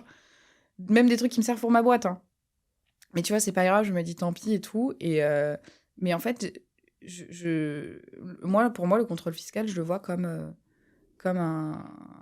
une épée de Damoclès au-dessus de la tête. Ouais, c'est une source de stress, en fait. Ouais, c'est ça. Peut-être t'as fait tout ce qu'il fallait, mais juste il y a un truc que t'as fait involontairement sans faire exprès, tu vois, mais tu le sais même pas. Parce que déjà que tu connais pas toutes les lois, c'est pas ton taf et tu sais pas que ça existe. Et il suffit que t'aies ça pour avoir une source de stress monumentale. Et du coup, c'est pour ça que j'en parle pas trop, parce que... Alors ça fait une bonne transition, tu disais que t'étais quelqu'un de carré. La toute première fois qu'on s'est rencontrés, et ce qui m'avait marqué, c'est combien ton business est organisé. Oui. On a rencontré des entrepreneurs qui disent que c'est un bordel organisé chez eux, etc. Chez toi, non. Chez toi, c'est carré. T'as un Notion incroyable dans lequel tout est organisé, des onboarding, offboarding, etc. Est-ce que tu peux nous en parler un peu, nous dire comment tu as structuré et organisé l'intérieur en fait, de ton business ? Alors déjà, il faut savoir que j'ai une OBM qui s'occupait de ça. Online Business Manager, c'est vraiment la nana qui s'occupe, ou le mec, qui s'occupe de tout organiser au sein de ton business, de processiser, etc. Avant qu'elle arrive, elle trouvait que c'était en bordel. Mais j'étais déjà carrée, mais elle trouvait que c'était en bordel. Mais parce que les OBM sont un peu tarés du ciboulot, sur les process. On aime bien les process. Voilà. Donc elle trouvait que c'était pas méga carré, mais c'était quand même plus carré que toutes mes copines et tous mes copains entrepreneurs. Et en fait, pourquoi c'est important pour moi d'être organisée ? Parce qu'en fait, si t'es pas organisée, ça te fait perdre du temps. Du temps, mais 5 minutes là, plus 10 minutes là, plus machin, à la fin de ton année, en fait, t'as perdu des jours et des semaines à faire des trucs que t'aurais pu juste processiser une fois et après plus t'en occuper. Donc moi, c'est vrai qu'en fait, mon Notion, il est réparti en plusieurs sections. On va avoir la section, le pôle vente, le pôle opérationnel, donc tout ce qui va être mon assistante, par exemple, qui gère l'après-compta. On va avoir le pôle avec les coachs, on va avoir le pôle qui s'occupe vraiment client, c'est opérationnel aussi. Et en fait, tu as plusieurs pôles comme ça, de chaque personne qui s'occupe, qui reçoit les informations de son pôle. Pôle marketing, tout ça. Et toutes les informations sont envoyées du même Notion à des personnes différentes, si elles ont besoin. Tu vois. Donc pour les to-do list, pour vraiment les nouveaux lancements, préparer, faire en sorte que les coachs aient leur créneau bien mis sur le calendrier pour les clients. Enfin voilà, tout ça, c'est géré d'un seul pôle. Et ça permet de faire en sorte que tout est organisé à un seul et même endroit. Parce que quand on commence à avoir un CRM là, une liste email là, un truc pour héberger les formations, un machin, on s'y retrouve plus. Et surtout, la team s'y retrouve pas non plus. Donc, je suis pas la meilleure manager, franchement, je vous le dis la vérité. Mais ce Notion m'a beaucoup aidée parce que, au moins, même moi, je suis beaucoup plus structurée et je peux prendre le temps de dire, si je suis pas sur le Notion, c'est que je suis pas en train de gérer l'équipe. Donc, si je suis pas en train de gérer l'équipe, je fais autre chose, en fait. Alors que quand tu as des messages WhatsApp intempestifs qui t'arrivent tout le temps, toute la journée, tu peux pas te concentrer sur quelque chose. Tu es obligé, limite, de te mettre en ne pas déranger et faire l'ermite pour avancer parce que sinon, en fait, t'as toujours des messages qui affluent, etc. Alors que là, j'ai vraiment mon temps dédié à ça. Bah justement, on a envie de creuser peut-être la composition de ton équipe. Ouais. T'as combien de personnes et qui fait quoi? Ok. Alors, la composition de mon équipe, là, elle s'est un petit peu réduite. Elle est beaucoup plus simple que celle dont on avait parlé avant, puisque y a eu un lancement entre-temps, et donc il y a eu une équipe qui était là ponctuellement. Donc, dans mon équipe, là, présentement, on va avoir une personne qui est en CM sur LinkedIn, parce que Instagram, c'est moi qui gère. On va avoir une personne qui m'aide à créer les contenus, donc ça va être notamment les vidéos. On avait une personne qui créait mes posts LinkedIn, mais que j'adore faire, en fait. Donc, je la prends ponctuellement quand vraiment j'ai besoin, je sens que je suis dépassée, etc. Parce qu'elle connaît vraiment très, très bien mon taf. On fait le même taf, d'ailleurs. Mais voilà, LinkedIn, ça reste quelque chose que moi, j'aime faire. Donc, c'est ponctuel. On a une assistante virtuelle qui est là pour faire ma pré-compta. Et on a une CSM, Customer Success Manager, qui s'occupe de la relation client, du succès client. Donc ça, c'est vraiment les gens qui sont là quasi tout le temps. Après, on va avoir une OBM. Donc là, maintenant, c'est ponctuel, puisque l'OBM, elle a fait tout son taf de structuration. Donc, j'ai pas besoin de la prendre tout le temps maintenant. On a travaillé avec elle pendant un peu plus de 6 mois. Donc, elles étaient 2. Donc, il y avait 2 OBM. Et ensuite, il y a des équipes de lancement, encore une fois, ponctuelles. C'est l'avantage de travailler qu'avec des freelances. Les équipes de lancement, ça va être... ils sont 5, je crois. Donc, en tout et pour tout, on a, on va dire, 4 personnes qui sont là tout le temps. Et on a... on peut monter jusqu'à 10-12 personnes qui sont là en ponctuel. Et j'ai oublié les coachs aussi, les coachs de mon accompagnement qui sont 3, pardon. Et là, pareil, c'est tous les mois. Donc, c'est du fixe. Donc, ils sont gérés par toi ou par ta CSM? Ils sont gérés par mon assistante, ouais. Ok. Donc, mon assistante qui gère, c'est pas ma CSM. Le CSM, c'est vraiment client. Mon assistante, elle gère tout ce qui est, là, on remet des coachings, elle fait les relances, machin, etc. Et après, eux, ils sont assez autonomes quand même sur les coachings. C'est des coachings qu'ils n'ont pas besoin de préparer. Ils connaissent leur sujet à l'avance. Enfin, c'est eux qui les décident. Mais ils ne préparent pas des PowerPoint à chaque fois, etc. Donc, il n'y a pas ce truc de... On vérifie le PowerPoint, machin, voilà. Et du coup, toi, tu t'échanges avec les équipes, t'échanges avec les 4 personnes récurrentes en direct? Non, en fait, ils étaient gérés par mon OBM quand elle était encore là. Maintenant, il y a beaucoup de postes qui s'autosuffisent, c'est-à-dire ils n'ont pas besoin de moi, ou alors mon assistante, elle va m'envoyer un message par semaine pour me faire le topo, juste de dire là, cette semaine, j'ai fait ça, il manque ça comme justificatif, machin, etc. Elle a un peu pris le rôle d'OBM. Ouais, entre autres. Ok. Et mon assistante, elle peut faire plein de choses. Elle peut me booker des vacances, elle peut envoyer des cadeaux à mes clients. Non, mais c'est une dinguerie. Hein. Enfin, vraiment, moi, j'adore. Si je devais redéléguer un premier poste pour une autre boîte ou si je recommence à zéro, ce serait une assistante virtuelle. Et t'as jamais eu envie de la prendre en CDI? Parce que c'est Ouais. un paradoxe que je trouve hyper intéressant, c'est que t'as des bureaux. Oui. T'as des bureaux dans un monde en freelance, ça c'est rare. Généralement, on est en pyjama devant son bureau où on travaille de son smartphone ou t'as pas d'employé. Ouais. Et elle, t'aurais pas envie de l'internaliser? En vrai, oui, franchement, ça me ferait très plaisir de l'internaliser. Mais je sais que c'est une nana qui bosse en freelance, qui a ses clients.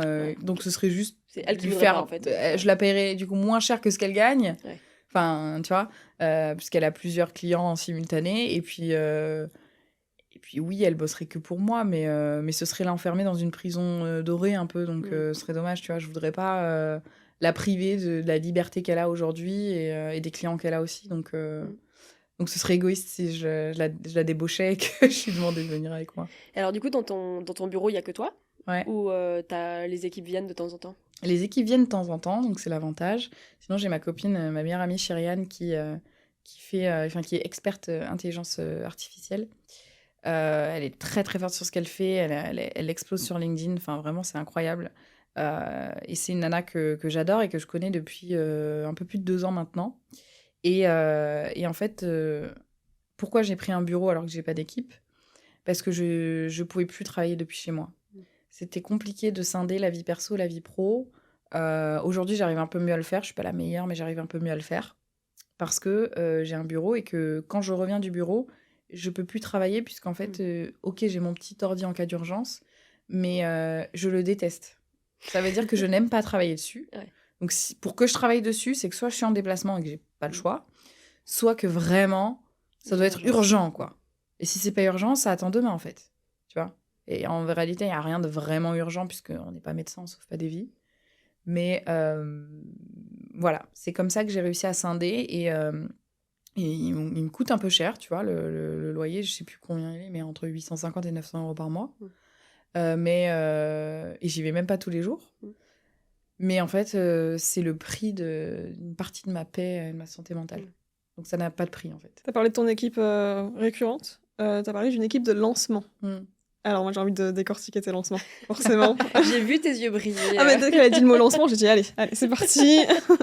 Donc déjà, qui est dans ton équipe de lancement? Alors dans mon équipe de lancement, il y a, on va dire, un gars qui gère vraiment sa team, qui s'occupe de sa team. C'est un mec qui travaille à Agora, qui est copywriter chez Agora et qui est très très bon dans ce qu'il fait. Donc c'est lui qui forme en fait ses équipes et ensuite donc il est toujours là. T'as le mec qui sait tout faire, qui repasse, tu vois, sur ce que font du coup les copywriters. Donc ils sont 3 copywriters. T'en as un qui s'occupe du système IO, parce que moi je travaille sur le système IO, mais en fait qui s'occupe là où t'héberges tout en fait. Donc t'en as un qui va travailler sur l'hébergeur, t'en as 2 qui vont travailler entre guillemets, enfin entre autres sur le copywriting des pages de vente et du marketing, des pages d'opt-in pour les masterclass par exemple, etc. Et t'en as un qui va faire plutôt les mails. Donc en fait, il y a 5 personnes qui s'occupent de ça sur un lancement qui dure, on fait plusieurs lancements, mais en général, je travaille que 5-6 mois, tu vois. Et sur ces 5-6 mois, on prépare des lancements, on prépare des produits. Et après, on les lance de façon différente. On fait des A/B tests. Voilà, on voit ce qui marche moins. Et on ajuste. Tu fais un lancement tous les combien? Alors, moi, j'aime bien faire un lancement tous les 2 mois. Ou des fois tous les mois. Ça dépend de la période, en fait. Mais là, par exemple, le dernier lancement qu'on a fait ensemble, c'était en août. Et on a mis 3 mois, tu vois, à le faire. Et avant, par contre, on avait eu un lancement du petit produit, du défi 300 à 30 €, tu vois. Et donc, qui t'aide à créer ton mini-produit et à le vendre sur LinkedIn. Et donc ça, pareil, ça nous a pris du temps, mais ça nous a pris moins de temps que le gros lancement bien fat, avec une masterclass, avec l'offre derrière, etc. Donc, on a fait un petit lancement du produit du défi 300, et après, on a fait le gros lancement. Et ça nous a pris 3 mois. Et dans ces 3 mois, on a fait le petit lancement. Je sais pas si je suis claire, mais... Ouais. Le gros lancement, c'est celui sur la formation pour apprendre à lancer une formation? Non, pour apprendre à créer du contenu et à le monétiser. Ok. En fait, j'ai 3 offres. J'ai une petite offre à 30 € pour t'apprendre à créer un petit produit. Une offre milieu de gamme entre 500 et 700 € pour t'apprendre à créer ta formation et à la vendre sur tes réseaux. Et ensuite, j'ai l'offre principale, donc l'offre plutôt high Social ticket, hacking, c'est ça. donc qui a 3000 et qui te permet vraiment de... Enfin là, on reprend tout depuis le départ, tu vois, de ton positionnement jusqu'à la vente, selon ta niche, le système d'acquisition que tu vas avoir, le business model que tu as envie d'avoir, etc., celui avec lequel tu es le plus à l'aise, tout ça. Comment on crée du contenu qui te ressemble et qui en même temps vend. Parce que je sais que voilà, il y a des gens qui sont pas intéressés par créer une formation, d'autres qui sont pas intéressés par créer un petit produit, mais qui veulent vraiment se faire connaître et vendre. Donc voilà, c'est mes trois offres. Ok. Le petit produit, c'est vraiment un infoproduit pur, pour le coup. Le pack pour apprendre à créer sa formation, il y a la formation plus la communauté. En fait, le petit produit, il y a la formation plus la communauté. Le produit milieu de gamme, il y a pareil, la formation plus la communauté. Ok. En fait, dans les deux, je n'interviens pas, à part si j'en ai envie. Ok. C'est-à-dire, je ne vends à aucun moment sur la page de vente. Le fait que je sois là, que je suis présente, que je réponds à leurs questions, mais je le fais parce que ça me fait kiffer. Des fois, je passe sur le Discord et tout, et je le fais. Mais il n'y a aucune promesse là-dessus, puisqu'en fait, ils sont, je sais pas, ils doivent être 1100 sur le Discord. Okay. Donc ça s'auto-suffit, tu vois, les gens se répondent entre eux. Il y a Thierry, je l'adore, Thierry, si tu passes par là. Il a refait 5 fois le défi. Le défi, c'est 30 jours. Donc, en fait, ça fait 5 mois que le mec refait le défi. Et à chaque fois, il fait entre 500 et 3000 ou 4000 €, tu vois. Le mec, il s'est les refait. Il a pris un produit à 30 balles. Il a dit, vas-y, c'est bon, j'ai trouvé mon truc, quoi. Et donc, voilà. Pour revenir à ce que tu me demandais, c'est vraiment infoproduit plus communauté. Ok. Où je peux être présente si j'en ai envie. Est-ce que ton plus petit produit, maintenant, c'est pas ton livre, en fait ? Ah oui, parce qu'il est à 17,95, donc il passe même en dessous. Alors, ça serait un petit produit si j'avais mis dedans des QR codes qui ramenaient vers potentiellement un truc gratuit. Mais c'est compliqué avec les maisons d'édition, tu peux pas en fait... Enfin, je voulais le faire, mais tu peux pas récupérer les mails et tout, c'est un peu touchy, tu vois. Donc ça aurait été un produit qui aurait ramené potentiellement, je sais pas, vers une VSL ou un truc en rapport avec le livre ou une formation gratuite si j'avais eu les mails. Mais en fait, j'ai pas les coordonnées, donc là, il est un peu isolé dans ton écosystème. Ben ouais, c'est une entrée en matière, tu vas potentiellement me suivre sur les réseaux. Mais j'ai aucun, c'est pas traquable, j'ai aucun moyen de savoir si tu viens d'abord de mon livre ou si d'abord tu m'avais vu sur les réseaux et tu as envie d'acheter mon livre pour voir ce que je peux proposer. Donc, en fait, c'est ça qui est paradoxal, c'est que tu achètes un livre signé Laurine Bemer, mais on n'est pas client de Laurine quand on achète ce livre. Ah non, en fait. On est client de la maison d'édition. Oui. Ouais. Ah oui. Au mieux. Même parfois, c'est juste la librairie en bas de chez toi. En fait, t'es client. En fait, oui, la chaîne du livre est tellement c'est trop grand, quoi. que. Mais alors, du coup, pourquoi t'as fait un livre ? Alors, justement, si ça t'attire pas des livres, quel intérêt toi t'as trouvé dans cet exercice qui est dur en fait. Mais oui, c'était horrible. Oh là là, je vous en parlerai, mais pour moi c'était infernal d'écrire un livre. Putain, si ma maison d'édition voit ça. Je vous aime bien les gars. Non, alors pourquoi j'ai créé un livre ? Parce qu'à ce moment-là, j'avais mon petit produit à 30 € n'existait pas et j'avais que mon produit à 3000. C'est-à-dire, tu dépensais 3000 chez moi. Enfin, j'avais fait mes autres formations avant, on s'entend, hein, mais dans l'instant T où on m'a proposé le livre, je n'avais qu'un produit high ticket, enfin considéré comme high ticket. Je me suis dit, putain, c'est vrai que c'est dommage parce que il y a plein de gens qui aimeraient voir ce que je peux proposer, mais qui n'ont pas les moyens et je peux comprendre, tu vois. Et mon but, c'est pas de les closer après sur le 3K, mais c'est de montrer qu'avec un livre à moins de 20 balles, tu peux quand même faire plein de choses. Et donc ça, c'était une des raisons. La deuxième raison, qui est mon dark why, c'était que j'ai envie de cocher la case à écrire un livre. Tout simplement. Non, mais c'est vrai. Hein. Et en fait, je me suis dit, purée, ça va me faire quand même quelque chose de voir ma figure sur Amazon et dans la Fnac et tout. Et je me dis, ça peut être une aventure incroyable, comme ça peut être une aventure qui m'apporte rien, comme voilà. Mais écrire un livre, spoiler, ça n'apporte jamais rien, tu vois, en réalité. Ça te fait plus d'autorité, ça te donne une matière pour passer sur des interviews et des podcasts aussi, en réalité, tu vois. Donc ça peut t'apporter plein de choses. Mais j'ai pas écrit un livre parce que j'aime écrire des livres. En réalité, ça m'a plus fait chier qu'autre chose de l'écrire. Parce que c'était très difficile, parce que c'est un livre technique, le mien. Donc, je recrache du savoir que je baragouine depuis 3 ans, avec des choses qui changent, qui évoluent, évidemment, mais la base reste la même. Et c'est très, très dur de faire toujours la même chose. Parce que déjà, tu as l'impression que c'est nul, parce que pour toi, c'est évident. Donc, du coup, tu n'as pas l'impression que tu apportes de la valeur. voilà. Ouais. Syndrome de l'imposteur en me disant, mais en fait, bon, j'apporte pas non plus des trucs de ouf. Et alors que ce livre a aidé déjà beaucoup de monde, donc c'est cool, j'en suis très, très contente.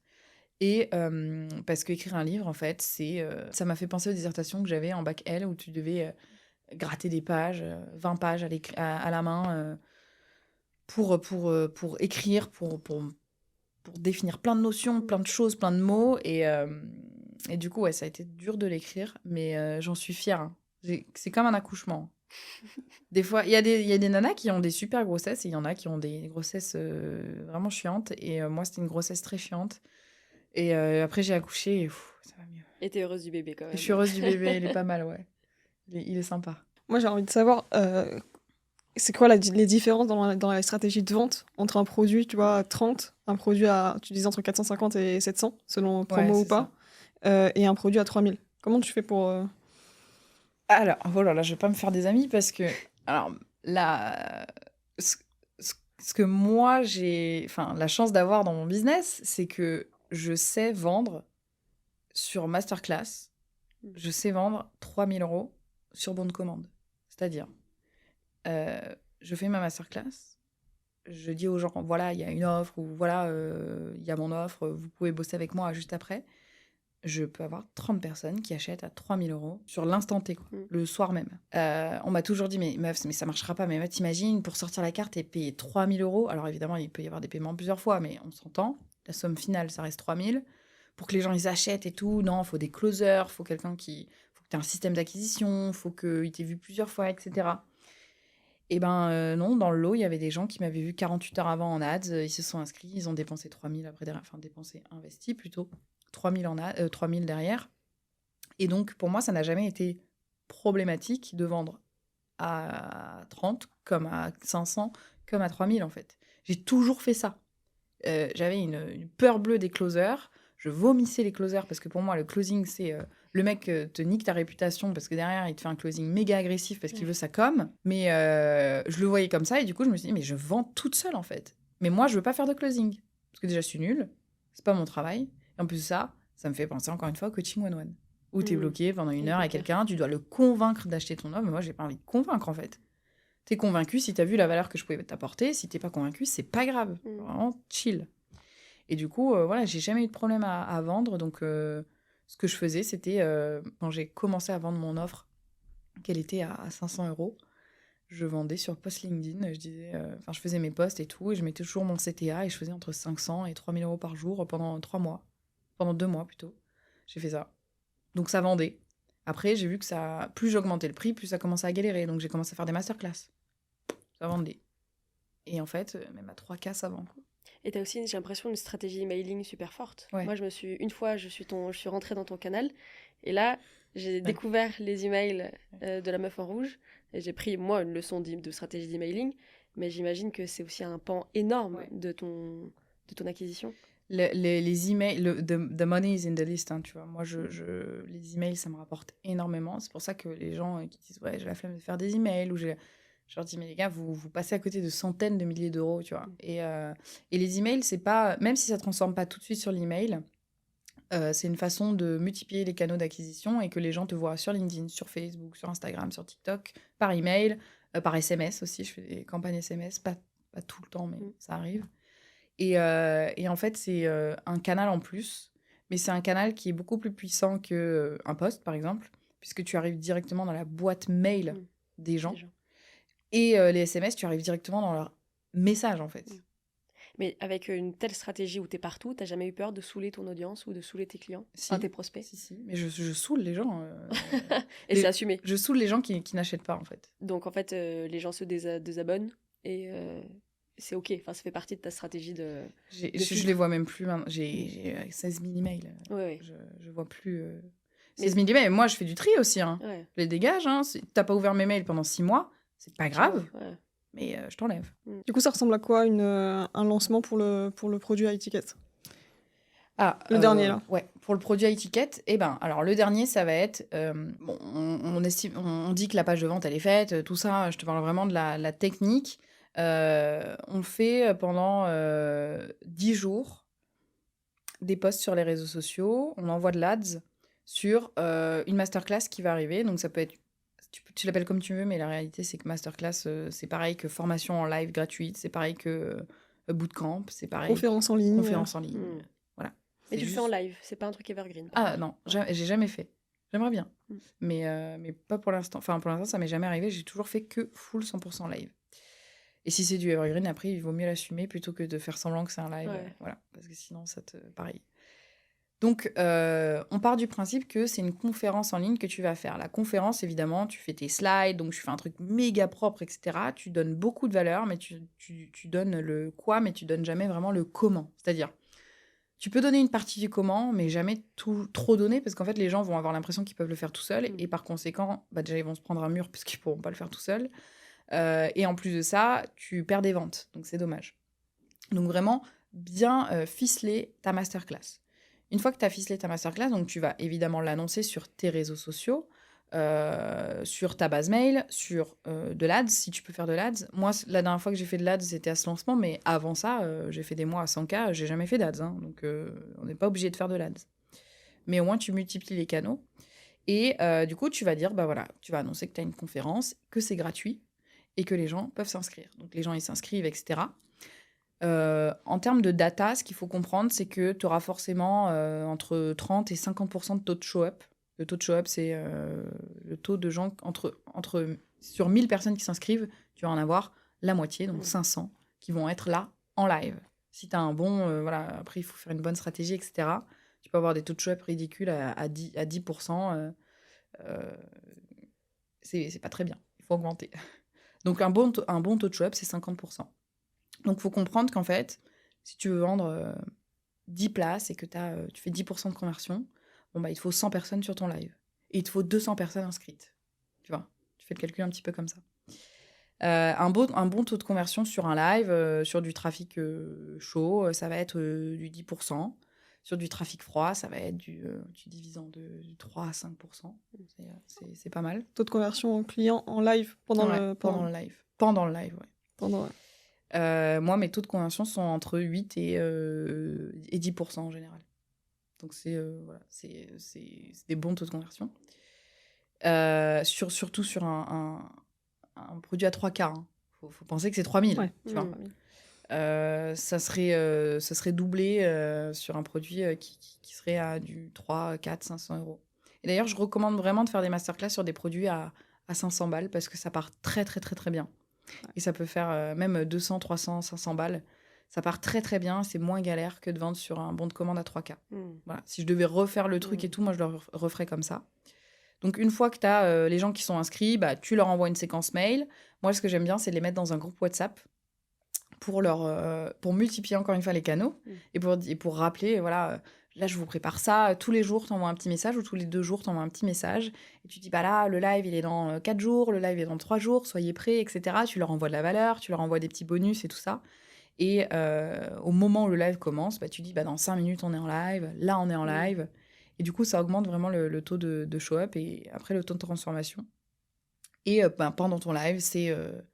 la dernière fois, j'ai fait, 3 heures, 3 heures et demie de live. C'était 2 heures de full valeur. Et après, le reste, c'était de la vente de mon offre. Mais par contre, je le précise toujours en amont. Je précise toujours que, voilà, je vais te donner de la valeur.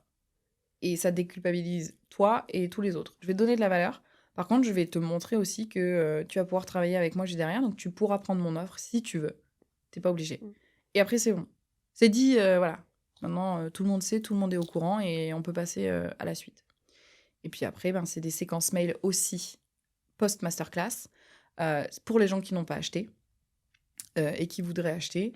Donc voilà, on va dire l'offre qui continue de perdurer sur 5 jours, une semaine, pour que les gens puissent acheter aussi derrière, s'il n'y a pas toutes les places qui ont été prises, si par exemple tu as un faux mot sur les places. Voilà. Très clair. Tu fais un webinaire de vente, une masterclass Oui. à chaque lancement ?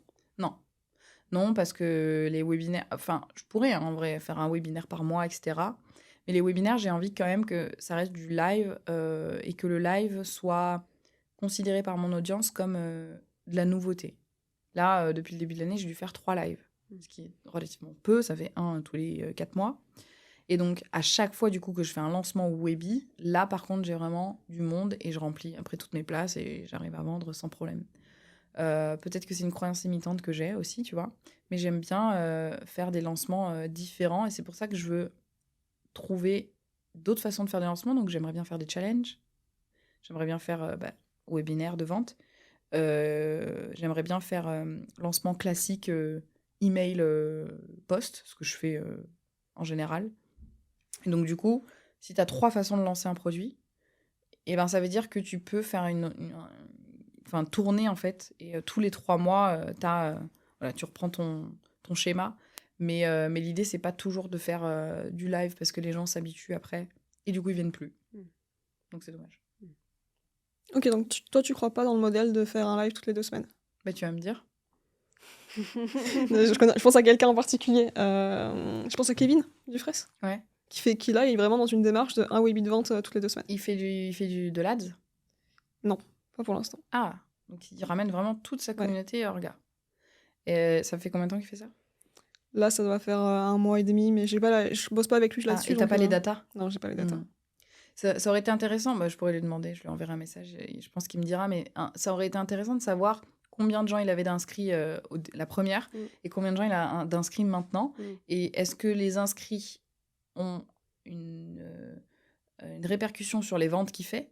Tu vois, si il a fait 2 000 € de moins que la première et la première, elle a fait 50 000 €, c'est sûr que t'as pas beaucoup de déperdition et donc en fait, oui, c'est viable. Ouais. Et en plus, avec moins de monde, potentiellement, tu vois. Donc, c'est ça qu'il faut voir, c'est pas tant le... C'est pas tant le Webi une fois toutes les 2 semaines, en réalité, c'est plus... est-ce que tu convertis? Est-ce que les gens du premier Webi qui ont toujours pas acheté, ils reviennent et finissent par acheter, tu vois?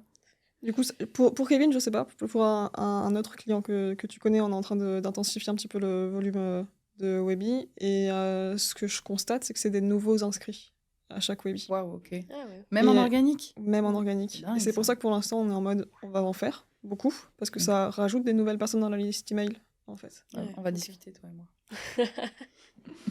mais ouais, ok. Donc, Webi, et donc tu parlais de challenge. Ouais. T'as prévu d'en lancer un bientôt? Non, alors vraiment, il n'y a rien qui est prêt, c'est-à-dire c'est dans ma tête, mais il n'y a rien qui a été commencé. Pourquoi? Parce que le challenge, comme on les voit par exemple sur ceux de Margot Cunego, je constate la charge mentale et le travail que c'est. Hein. Et je ne sais pas si j'ai les épaules là maintenant pour faire des challenges. Je sais pas, tu vois, là j'ai envie de me concentrer plus sur mes conférences, le château des entrepreneurs, sur la sortie de mon livre. Surtout une stratégie. Stratégiquement, tu es plutôt sur une vision long terme de diversification. Bah oui. Où tu te sors un peu de justement que des réseaux sociaux pour te transformer sur des enjeux plus entrepreneuriaux, mindset, vente de conférences. Enfin, tu fais évoluer ton business model. Donc, moi, tu pourrais avoir énormément d'argent à te faire en restant que sur les réseaux sociaux, c'est une évidence. Mais c'est plutôt une trajectoire long terme que tu es en train de construire. Et si tu le fais pas maintenant, tu le fais jamais. Enfin, et après, tu es dans un hamster dans sa roue qui est condamné à faire tout le temps son webinaire et son... C'est ça, exactement. Enfin, pour moi, c'est au contraire, c'est la période critique où en fait tu acceptes de potentiellement perdre un peu d'argent, voire avoir un mauvais bilan. C'est ce que tu disais. Dégueulasse mon bilan cette année. Pas grave. C'est ta propre vallée de la mort, quoi, tu vois. Mais par contre, je pense que c'est à la fois la pérennité de ton entreprise et ta santé mentale qui dépendent de ce moment critique qui est j'accepte de faire moins pour en fait faire plus après, quoi. Enfin, c'est une vision très court-termiste de dire ah là là, t'as 200 000 à te faire, pourquoi tu les fais pas? C'est une erreur. Sauf si tu en as besoin là tout de suite parce que tu as un prêt immobilier ou un truc hyper fort sur le dos et que tu as un besoin de cash vital, il faut y aller. Mais sinon, moi, je suis toujours plus partisane de pense ton truc sur le long terme, quoi. Enfin, on est tous jeunes et on a tous envie d'avoir un business à un moment donné qui tourne longtemps. La retraite, c'est dans longtemps, quoi. Donc, c'est surtout que moi, je pars sur un chantier d'une maison dans quelques mois et donc j'ai pas envie d'avoir et mon business à gérer dans les moindres détails et une maison On sait ce que c'est, voilà, les galères, les machins, bref. Donc, en fait, moi, là, ce que je suis en train de faire, et c'est pour ça que le challenge, pour l'instant, je me sens pas, mais j'en ferai, je sais. Je suis juste pas pressée. Là, ce que je suis en train de faire, c'est de justement pérenniser et avoir des gens qui prennent des calls, donc du coup des closers, tu vois. Mais en fait, ça se forme, c'est le temps, etc. Enfin, tu vois, je peux pas tout faire en même temps. Donc, je suis en train de pérenniser en disant, ben voilà, j'ai un petit produit, j'ai un produit milieu de gamme, j'ai une formation gratuite. Là, je suis en train de faire VSL Evergreen. Une VSL différente qui va tourner en ads, une VSL qui va tourner en organique, pour avoir plein de choses qui permettent aux gens qui me découvrent via ma création de contenu de pouvoir aller plus en profondeur avec moi, soit par un petit produit, soit par un truc gratuit. Et ensuite, là, je suis en train de refaire toutes les séquences mail bien au propre pour ramener vers un appel vers mon équipe. Et du coup, c'est ce qui va me permettre, pendant mes travaux ou pendant les années à venir, de dire, à partir du moment où je continue de créer du contenu, en fait, ça tourne. Et c'est ça que je veux. Donc oui, le challenge, je peux le faire, oui, machin et tout, mais c'est des mois et des mois de travail, on se rend pas compte. Si on veut faire un truc bien, parce que je peux faire un truc à l'arrache aussi, mais ça m'intéresse pas. Et voilà, je suis plus dans la pérennisation en ce moment. Est-ce qu'on se lance dans notre défi final ? Allez. Oh là là. Donc on a une petite tradition. On termine chaque interview par 5 questions qui sont des dilemmes. Premier dilemme, est-ce que tu préfères recommencer à zéro sur les réseaux sociaux ou manger le même plat jusqu'à la fin de ta vie ? Recommencer à zéro sur les réseaux. Maintenant que j'ai les méthodes, ah ouais, non, ça me fait pas peur. Par contre, le même plat jusqu'à la fin de mes jours, non. Je me lasserai. Est-ce que d'un point de vue business, tu préfères perdre WhatsApp ou perdre ton Notion ? WhatsApp, ça veut dire tous les contacts ? Ouais, tout. Ah ouais, non, le Notion, ça se refait un Notion.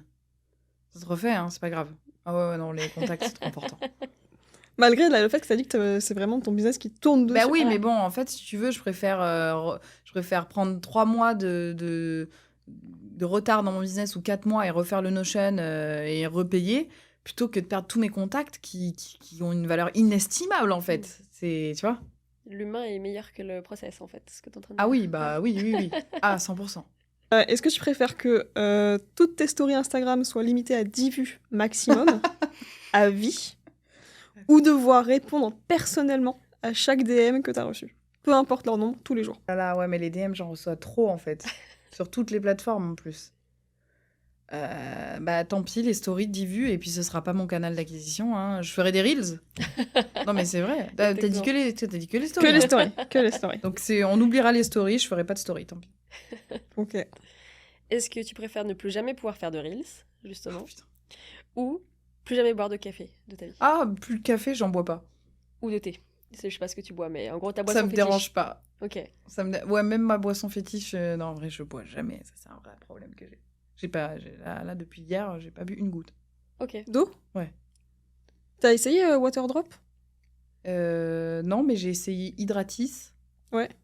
J'aime pas. Le goût ? Enfin, ouais, et puis, ouais, non, ça me dérange, j'aime pas le goût.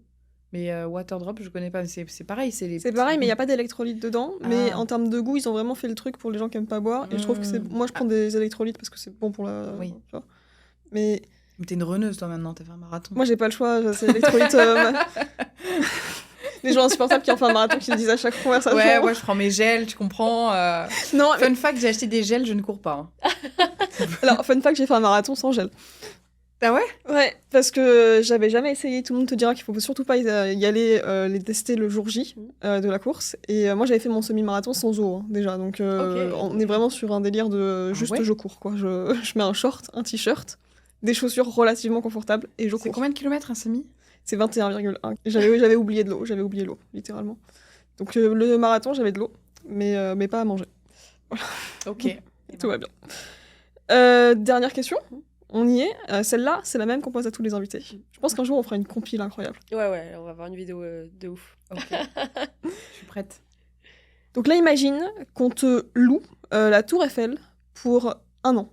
Tu peux en faire ce que tu veux et tu peux écrire aussi le message que tu veux dessus, qui sera vu du coup par des millions de personnes. Qu'est-ce que tu fais ? Une question que je me pose tous les jours, donc je sais exactement quoi répondre. C'est cadeau. Alors, si on me loue la Tour Eiffel, moi, je pense que ce que je fais, c'est que je crée en haut là, de la Tour Eiffel, une partie restaurant, une partie networking, etc. Et je crée un endroit où tous les entrepreneurs, peuvent se réunir pour venir réseauter, pour venir écouter, regarder des conférences. Et s'il y avait un message que je pouvais faire passer sous la Tour Eiffel, à part le fait qu'elle scintille toutes les heures le soir, ça c'est une très très bonne question. Je dirais, venez, on est trop bien là-haut. Et comme ça, les gens, ils viendraient. Trop bien. Marketing simple, efficace. Bah ouais, hein, parce que là, franchement... il faut du résultat, quoi, ouais. c'est tout. Il faut que ce soit court et tout, simple. Ce qui est marrant, c'est que c'est pas pour rien que t'es associée avec Alice. Parce que clairement, vous avez le même projet là. C'est vrai? Exactement. Mais non, Ouais. Je te jure. sérieux? Ouais, on vous propose Ouais, y une a un peu association Tour Eiffel, du coup. Ah bah écoute, franchement... Il y a un peu plus peut-être de couleurs et de paillettes dans le projet d'Alice parce qu'il y a des fleurs accrochées à la Tour Eiffel dans son projet. Mais... Ah oui, non, mais ça m'étonne pas. Des mini taillas aussi, on pourrait C'est mettre. ça, Voilà. elle pourra faire la DA. Ouais. Oui, non, elle est meilleure que moi en design. D'ailleurs, c'est elle qui s'occupe de tous nos designs, de tous nos... Voilà. Donc ça, j'ai pas de souci à me faire. Mais sur le projet en commun, c'est dingue. Ouais. Je vais l'appeler après, je vais lui dire... Tu savais que la Tour Eiffel, C'est le futur. c'est pareil. Trop bien. J'adore. Si on te retrouve quelque part, on se connecte sur quoi et avec quel pseudo pour te retrouver? Sur les réseaux sociaux, en général, c'est la meuf-du-bas en rouge. Sinon, c'est Laurine Bémer sur LinkedIn. Normalement, s'ils tapent la meuf en rouge sur Google, ils vont assez vite trouver. Hein. Je pense que ça y est, là, le référencement, il a été fait. Le SEO, il a compris. Hein. Et donc, on va chercher à B comme Bémer dans la B librairie. Ouais, exactement. Pour trouver ton bouquin. Aussi. Exactement. Trop cool. Merci beaucoup, Laurine. Bah, merci les filles, ça me fait trop plaisir d'être là. Trop cool.